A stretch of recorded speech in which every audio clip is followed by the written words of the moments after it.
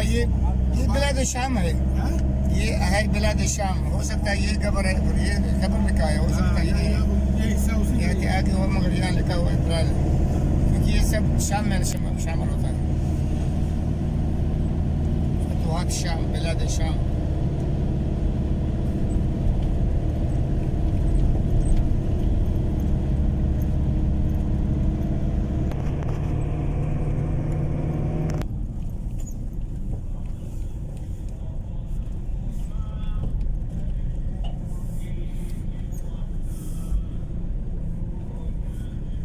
گاڑی یہاں رکھیں یا زیارت بعد میں کریں گے، نماز کی بند بس کرو.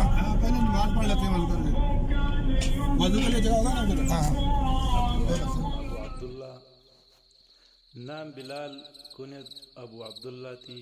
والد کا نام رباح اور والدہ کا نام حمام. آپ حبشی نژاد غلام تھے اور آپ مکہ ہی میں پیدا ہوئے. امیہ بنی خلف کے غلام تھے. آپ کا قد نہایت طویل، جسم چست، رنگ نہایت گندم گو بلکہ سیاہی مائل، سر کے بال نہایت گنے خامدار اور اکثر سفید تھے. حضرت بلال رضی اللہ تعالیٰ عنہ نے اس وقت اسلام قبول کیا جب صرف 7 آدمیوں کو اس کے اعلان کی توفیق ہوئی، جس کی وجہ سے طرح طرح کی مظالم سے ان کے استقلال و استقامت کی آزمائش ہوئی. کبھی تپتے ہوئے ریت پر ننگے بدن لٹایا گیا تو کبھی جلتے ہوئے سنگریزوں اور دہکتے ہوئے انگاروں پر لٹایا گیا. ابو جہل ان کو منہ کی بل سنگریزوں پر لٹا کر اوپر سے پتھر کی چکی رکھ دیتا، اور جب آفتاب کی تمازات بے قرار کر دی تھی تو کہتا، بلال اب بھی محمد صلی اللہ علیہ وسلم کے خدا سے باز آ جا. لیکن اس وقت بھی دہن مبارک سے یہی کلمہ آہت آہت نکلتا. ایک دن بلال کو ایسے ہی اذیتیں دی جا رہی تھی کہ ادھر سے رسول اللہ صلی اللہ علیہ وآلہ وسلم کا گزر ہوا اور حضرت بلال کی قسمت کا ستارہ چمک گیا. آپ سیدنا بلال رضی اللہ تعالیٰ عنہ پر یہ ظلم برداشت نہ کر سکے، لہٰذا سیدنا ابو بکر سے کہا کہ وہ بلال کو اس مصیبت سے نجات دلائے. چنانچہ سیدنا ابو بکر رضی اللہ تعالیٰ عنہ نے امیہ بن خلف کو بلال کی منہ مانگی قیمت ادا کر کے خریدا، پھر آزاد کر دیا. ایک روایت کے مطابق یہ قیمت 1 کلو سے زائد چاندی تھی.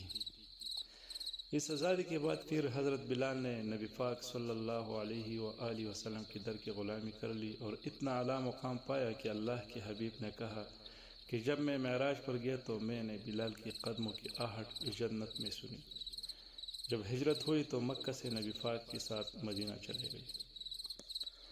حضرت بلال رضی اللہ تعالیٰ عنہ تمام مشہور غزوات میں شریک تھے. غزوہ بدر میں انہوں نے امیہ کو تحقیق کیا جو اسلام کا بہت بڑا دشمن تھا، اور خود ان کی اظہار ثانی میں بھی اس کا ہاتھ سب سے پیش تھا.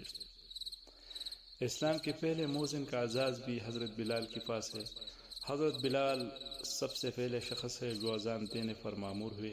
سفر میں حضور صلی اللہ علیہ وآلہ وسلم کے کھانے پینے کا انتظام حضرت بلال رضی اللہ تعالیٰ عنہ کی سپرد ہوتا تھا. رسول اللہ صلی اللہ علیہ وسلم کے بعد ایک بار حضرت عمر کی اصرار پر جب بیت المقدس فتح کیا تو اذان کہی. اس روز اذان میں جب رسول اللہ صلی اللہ علیہ وسلم کا نام آیا تو غش کا کر گر پڑے. حضرت بلال کی آواز نہایت بلند و بالا و دلکش تھی. ان کی ایک صدا توحید کی متوالوں تک پہنچتی. مرد اپنا کاروبار اور بچے کھیل کود چھوڑ کر مسجد میں جمع ہو جاتے تھے تو نہایت ادب کے ساتھ آستانِ نبوت پر کھڑے ہو کر کہتے، یا رسول اللہ نماز تیار ہے. غرض آپ تشریف لاتے اور بلال اقامت کہتے. اہل ایمان سر بسجود ہونے کے لیے سب بسب کھڑے ہو جاتے.